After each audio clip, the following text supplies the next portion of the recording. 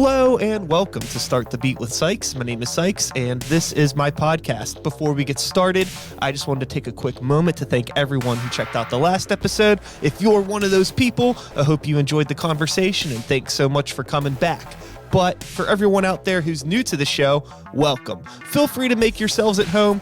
And as always, there's beer, soda, water, coffee in the fridge. Cheers to everyone out there. Now, another thing too, which is I'm always really fascinated about with hearing in earplugs and volume levels. Are those like things that you also talk about in the school?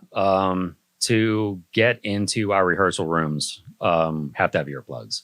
So we always encourage the parents to get their kids their own set of earplugs, just because, you get past the foam, which we have at the school all the time. So if they forget them, we have them.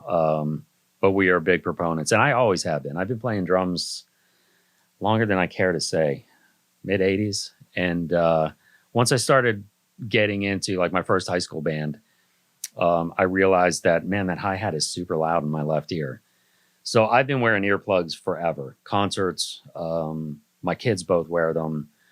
So we are big on, protecting the only set of ears that you have. Yeah, I think, I don't know why it was like such a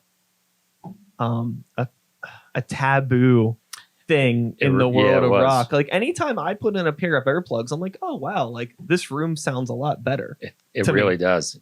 I actually feel like I hear the music better. Yeah, totally. Yeah. Like, especially in a space with like a not great acoustics, it really cuts out all that like super shrill aggressive stuff that's like making it like hard to enjoy what's going on. Yeah, definitely. And even playing wise, ever since I got my own in-ear setup, I couldn't imagine going back to having a monitor screaming at me behind the drum set. It's so much nicer. So you've been playing drums for a long time. You've had children, family, all this stuff. I mean, is it really just, to be cliche, the power of rock and roll that keeps you still in the game to do this? Because there's probably 1,000 other things you could be doing, right? I would have to say for sure. Yeah. Like this 14 months where I haven't played a live show, I've lived vicariously through all of our kids, because we've put on 3 shows through, the pandemic and the lockdown. Whether we had to do it in the parking lot of our schools just to get the kids playing and doing what they love to do and we love to watch.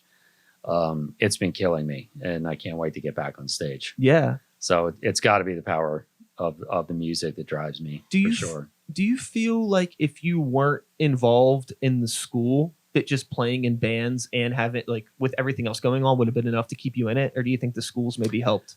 The school definitely got me back into it.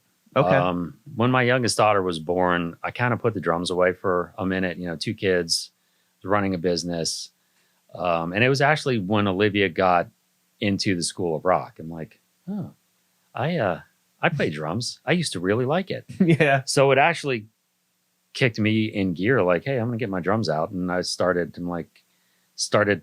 just chopping away by myself, like I did when I was in middle school when I first started to learn. Headphones. Well, it wasn't a cassette player like I had in the 80s, and that was it. I just started to play my favorite songs. And along the way, jammed with a couple of people. And a couple years later, I found a band again, and now a couple bands, and couldn't be happier.